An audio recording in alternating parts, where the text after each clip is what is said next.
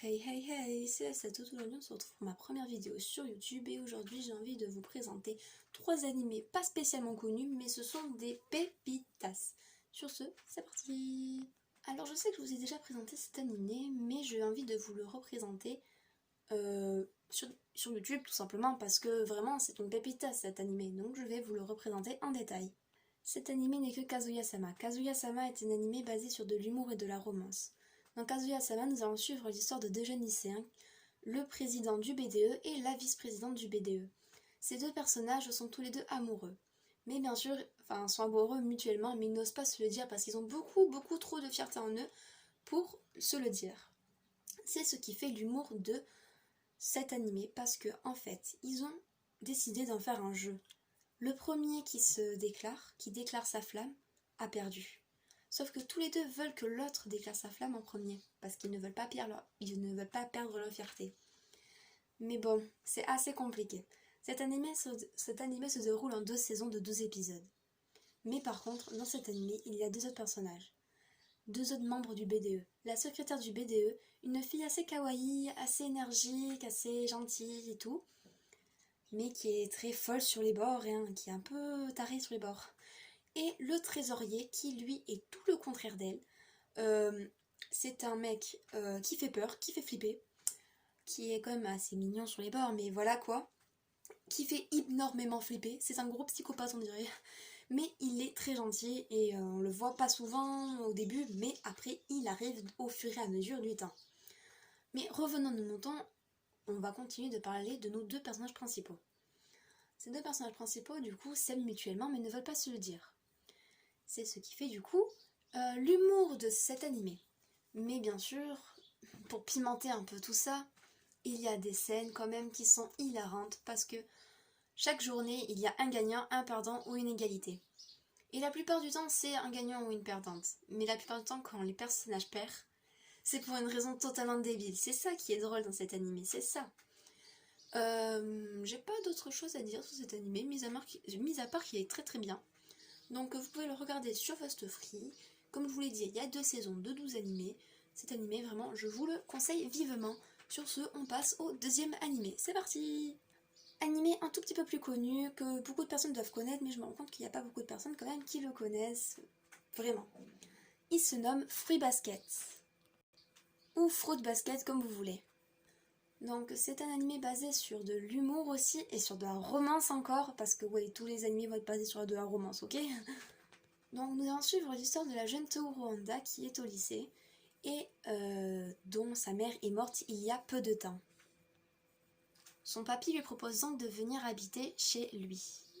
Mais par contre, il y a un petit problème, c'est qu'il y a des travaux à faire juste avant parce que sa tante, la famille de sa tante, je me perds dans mes détails, sa tante doit venir habiter avec eux, donc il doit faire agrandir sa maison.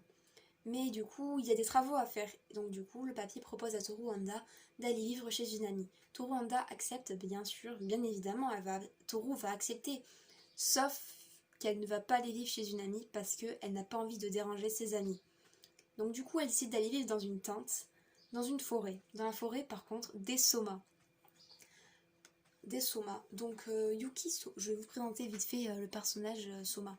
Yuki Soma est un beau gosse du lycée, on va dire. C'est le mec qui est le plus populaire du lycée. Mais voilà quoi, ça serait gênant qu'elle le trouve. Que Yuki trouve Toru dans une tente, surtout dans sa forêt. Et bien, c'est ce qui va se passer.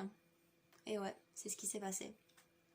Donc du coup, Yuki, avec sa gentillesse quand même, propose à Toru Honda d'aller vivre chez lui. Et Toru accepte directement. Enfin, pas directement, elle hésite au début, mais après, elle accepte.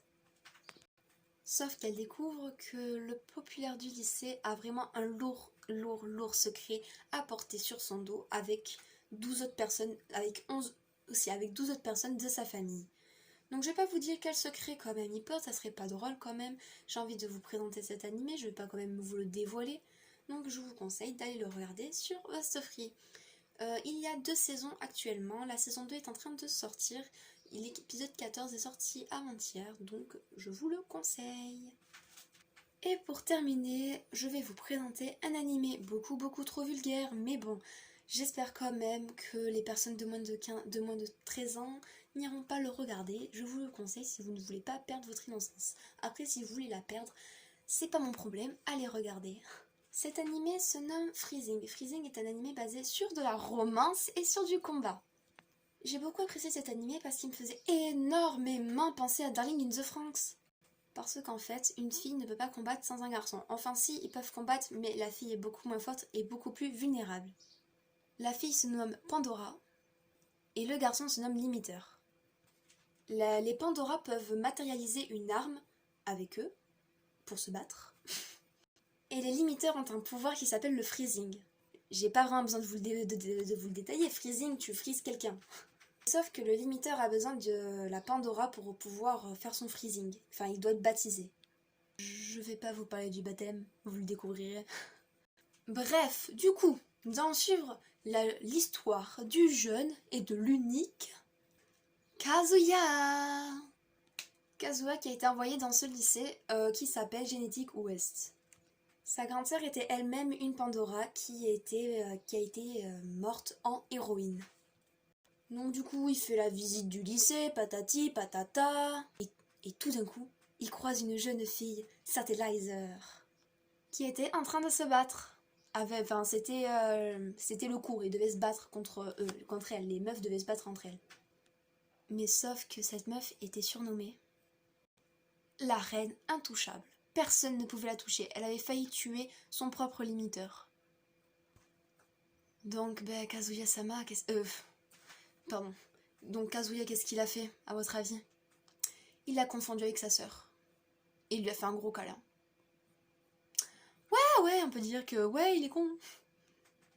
Mais bon, c'est le commencement d'une belle histoire d'amour entre ces deux-là. Et du coup, je vais pas vous en dire plus parce que, voilà, ça me ferait mal au cœur de vous le dire plus. Mais bon, cet animé est quand même très choquant. Après, je le recommande vraiment pas au moins de 13 ans parce que la saison 1, surtout, ils se sont lâchés. Saison 2, ils se sont un tout petit peu plus calmés, mais il y a quand même des scènes assez waouh. Cet animé, par contre, vous ne pouvez pas le trouver sur Free, mais vous pouvez le trouver sur Neko-sama. Il y a 2 saisons de 12 épisodes, et entre deux, il y a des mini-saisons qui ont 6 épisodes. Donc voilà. Sur ce, c'est la fin de cette petite vidéo présentation de 3 animés pas très connus mais géniaux. J'espère que ça t'aura plu. Dis-moi en commentaire si ça t'a plu. Sur ce, je te dis à la prochaine. Et maintenant, t'as plus d'excuses pour ne plus regarder d'animés. T'as des animés, je t'en ai présenté. Go, go, go, go, go. À la prochaine. Kiss.